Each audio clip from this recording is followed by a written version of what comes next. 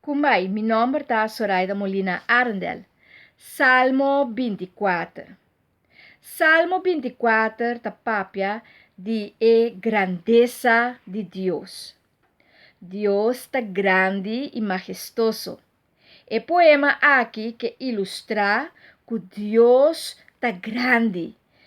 Deus, sua grandeza e sua majestade está assim assombroso e assim bonita que nós não temos palavra para explicar isso aqui.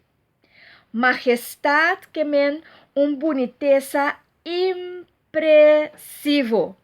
Llena com glória ribache que te demonstra poder royal. Deus te mostra sua majestade em sua criação. Ela crea o mundo governando água e terra, sacando todo território para gente por viva ribache. Deus está supremo e soberano. Riba mundo tem diferentes seres, símbolo de altura e Deus tem su ser santo. Pues, o ser não está símbolo de uma altura, altura de qual nos por viva e está de casa do Senhor.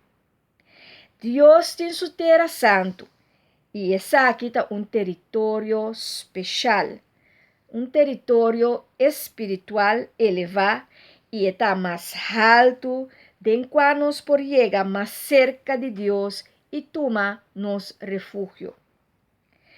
Quem por subir ser de Senhor?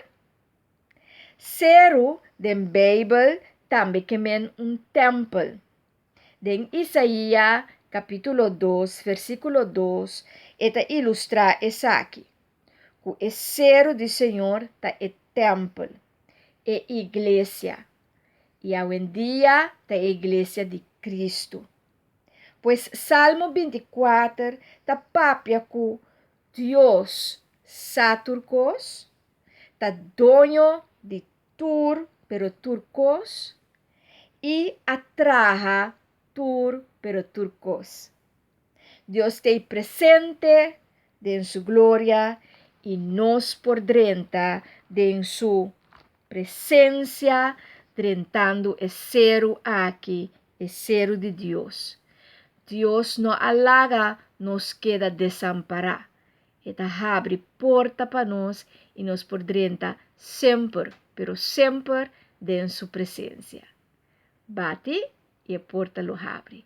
Salmo 24, salmo mais bonito mesmo, para assim nos por sa, que nos está welcome cerca Senhor.